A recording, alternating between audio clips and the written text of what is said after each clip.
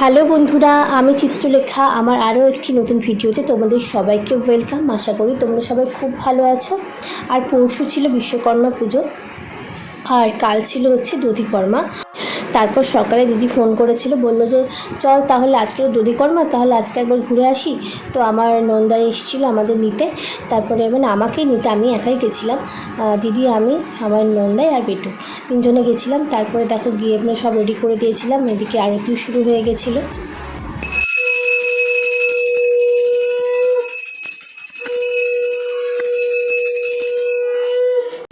বিশ্বকর্মা পুজোর আগের দিন অনেকের রান্না পুজো থাকে, মানে আগের দিন রান্না করে পরের দিন সেটা খাওয়া হয়, মানে রান্না পুজো বলে অনেকে, আবার অনেকে মনসা পুজো বলে, শীতলা ষষ্ঠীও বলে।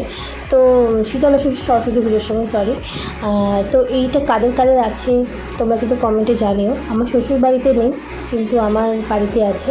আমার মা তো আগের দিন রান্না করে আজকে খেয়েছে। তারপর পুজো শেষ হয়ে গেছিলো, তারপর পুজোর রীতি নিয়ম যা ছিল সব কিছু মোটামুটি হয়ে গেছিলো। এরপর দধিকর্মার যেই দই চিড়ে সেটা মাখা হচ্ছিলো। আজ বৃহস্পতিবার, তাই ঠাকুর বিসর্জন কালই হয়ে গেছিলো।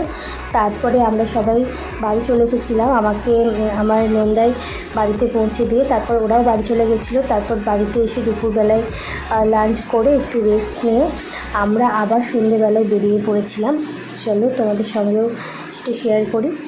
আর তারপরে হচ্ছে আমরা যাচ্ছিলাম আমার ননদের বাড়ি, ননদকে ওখান থেকে আমরা নেব, তারপর সবাই মিলে একসঙ্গে আমরা যাব ঘুরতে। শপিং করতে আমার এমনিই খুব ভালো লাগে, তাই আমি খুবই এক্সাইটেড হয়ে যাই।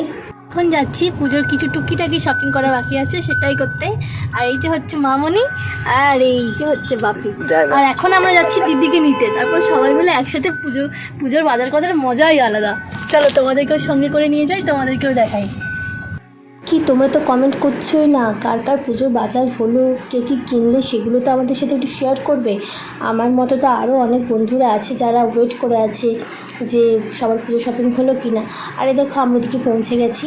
আর রাস্তাতে জল দেখো, 3-4 দিন ধরে যা বৃষ্টি হলো সেই জলই আর কি রাস্তার মধ্যে একদম পুরো নদী করে দিয়েছে। তো যাই হোক, আমরা কোনো রকমের রাস্তাটা পেরিয়ে পড়ে তারপরে ঢুকলাম আর কি বাজারের ভিতর। আর এদিকে আমরা ঠিক করছি কী কিনবো কী কিনবো না, কী দরকার নয়, মানে এটাই ঠিক করতে করতে মানে দোকানে গিয়ে তো ভুলে যাই না, মানে বাড়ির থেকে সব ঠিক করে যাওয়ার পরেও আমরা ভুলে যাই। তো রাস্তাতেও ঠিক করতে করতেই যাচ্ছিলাম মামনি, আমি, দিদি তিনজন মিলে যে কী নেবো, কী কালারের নেবো।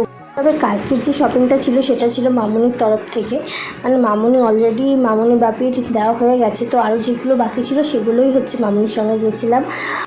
আর পুজোর বাজার করতে গেলে আর একটা কি মজা লাগে বলো তো, অনেক ধরনের মানুষ দেখা যায়, বেশ ভাল লাগে। তারপর অনেক সময় অনেক চেনা লোকের সাথে দেখা হয়ে গেলে আরোই ভালো লাগে। আমাদেরও হয়েছিল, আমার গ্রামের শ্বশুরবাড়ির এক কাকিমার সাথে দেখা হয়েছিল, তারপরে আমার ভিক্ষে বোনের সাথে দেখা হয়েছিল।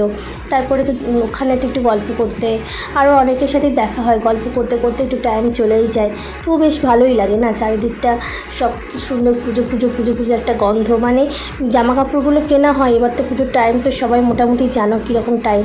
জামা কাপড় তো কেনা হয়েছে, কখন কি পরবো জানি না। তবুও বাঙালির সবথেকে বড় পুজো হচ্ছে দুর্গাপুজোর নতুন জামা কাপড় কেনার একটা মজাই আলাদা। সেই ছোট্ট থেকে মানে এই জিনিসটা একটা বাঙালির আবেগ বলা যেতে পারে। তো যাই হোক, তারপরে আমরা বেরিয়ে গেছিলাম, তারপরে এসে একটু ফুচকা খেয়েছিলাম।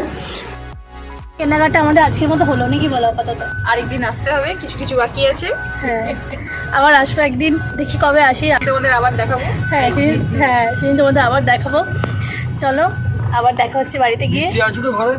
থাকার প্যান্ডেল, এটা আইনস্টাইনের দুর্গাপুজোর প্যান্ডেল হচ্ছে।